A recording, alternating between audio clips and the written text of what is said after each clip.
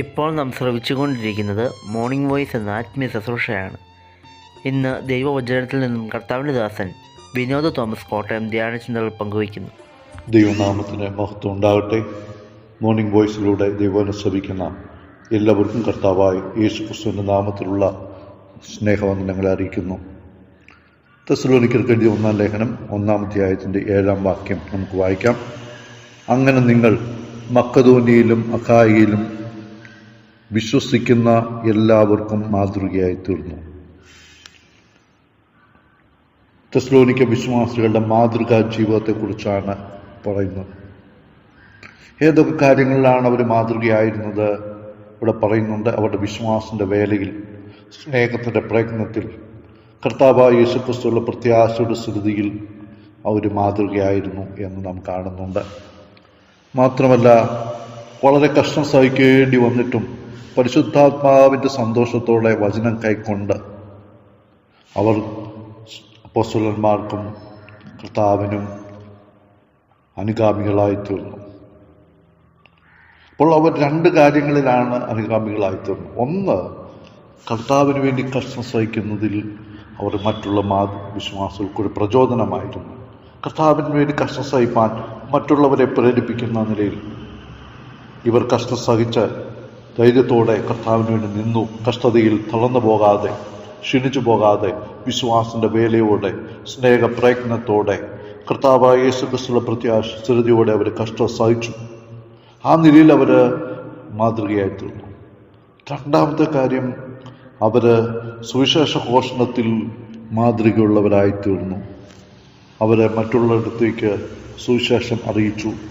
ഇവിടെ 2 പ്രദേശങ്ങളെക്കുറിച്ച് പറയുകയാണ്. നിങ്ങൾ മക്കദോന്യ എന്ന് പറയുന്നത് നമുക്കറിയാം, ഫിലിപ്പിയ, തെസ്സലോനിക്ക, ബെരോവ അടങ്ങുന്നതായ ഒരു റോമൻ പ്രവിശ്യയാണ്. നോർത്തേൺ ഗ്രീസാണ്, ഗ്രീസിന്റെ നോർത്തേൺ ഭാഗമാണ്. അതുപോലെ അഖായ എന്ന് പറയുന്നത് കൊരിന്ത് അടങ്ങുന്നതായ ആ ഒരു പ്രവിശ്യയാണ്.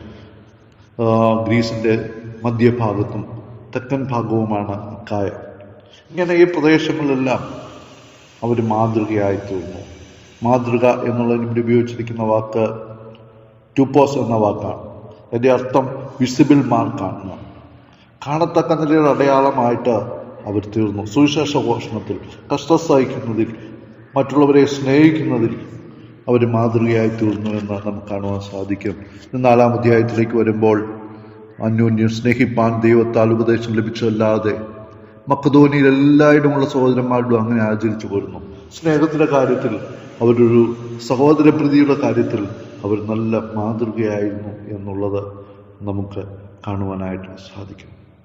പ്രിയപ്പെട്ടവരെ, നമ്മുടെ ജീവിതത്തിൽ ഇന്ന് സംഭവിച്ചിരിക്കുന്ന ഒരു വലിയ പരാജയം, ഇന്നത്തെ ആളുകൾക്ക്, പുതുതായിട്ട് ക്രിസ്ത്യാനിയത്തിലേക്ക് വരുന്നവർക്ക്, അല്ലെങ്കിൽ യുവതലമുറയ്ക്ക്, കുഞ്ഞുങ്ങൾക്ക് നല്ല മാതൃക കാണിച്ചു കൊടുക്കാൻ മുതിർന്നവരെ വിശ്വാസികൾ കഴിയാതെ പോകുന്നുണ്ട് എന്നൊരു സംശയം ഉണ്ട്.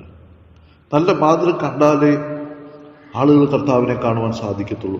ലോകത്തിന് മുമ്പാകെ നല്ല മാതൃകയായിരിക്കുക, സഹവിശ്വാസിയുടെ മുമ്പാകെ നല്ല മാതൃകയായിരിക്കുക, യുവതലമുറയുടെ മുമ്പാകെ, കുഞ്ഞുങ്ങളുടെ മുമ്പാകെ ക്രിസ്തുവിന്റെ നല്ല മാതൃകയായിരിക്കാൻ ഇടയായിത്തീരണം. ഇനി ആരൊക്കെയാണ് മാതൃകയായിരിക്കേണ്ടത്?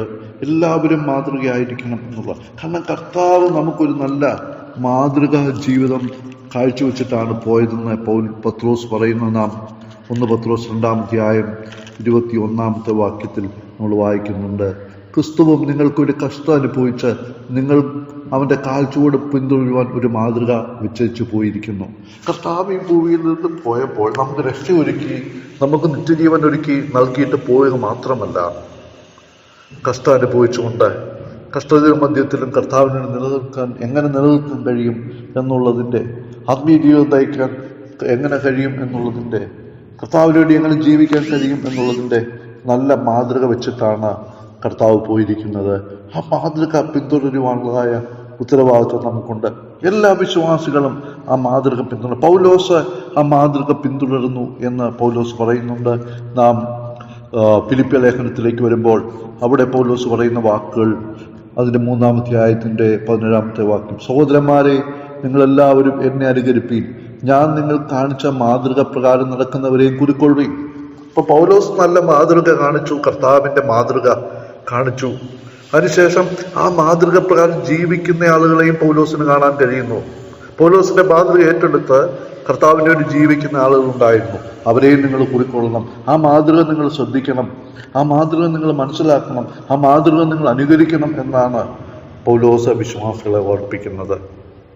അങ്ങനെ വിശ്വാസത്തിന്റെ കാര്യത്തിൽ, സ്നേഹത്തിന്റെ കാര്യത്തിൽ, പ്രത്യാശയുടെ കാര്യത്തിൽ നാം മറ്റുള്ളവർക്ക് മാതൃകയായി തീരുക എന്നുള്ളതാണ്.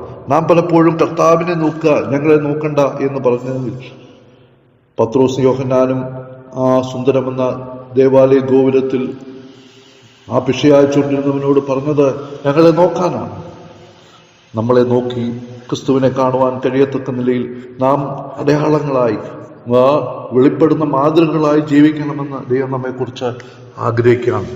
ഇന്നത്തെ തലമുറ, ഇന്നത്തെ ക്രിസ്തീയ ലോകം അതിൽ സംഭവിച്ചു പോയ പരാജയം കൊണ്ട് ക്രിസ്തുവിനെ ലോകത്തിൽ വെളിപ്പെടുത്താൻ നമുക്ക് കഴിയാതെ പോകുന്നു എന്നുള്ള ദുഃഖകരമായ സത്യം നാം മനസ്സിലാക്കണം.